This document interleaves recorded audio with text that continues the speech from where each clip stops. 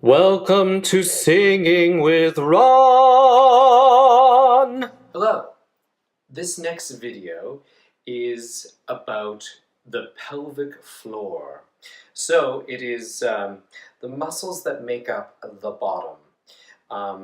Basically, you have a perineum, and it is a little bit of skin that is between your naughty bits and your anus. And when you lift up on that space and you think about being in with this, like you're doing up a tight pair of pants, it creates something called what in yoga called bandha.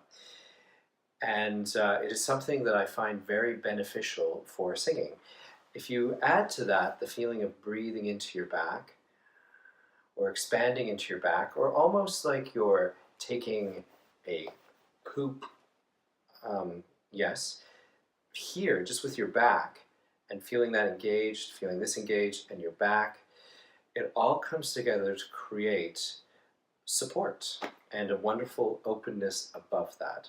So don't forget about the bottom, the pelvic floor, and a feeling of lift and a feeling of connecting that to your this place going in here, so your second chakra, I guess. Great. Stay tuned for the next video.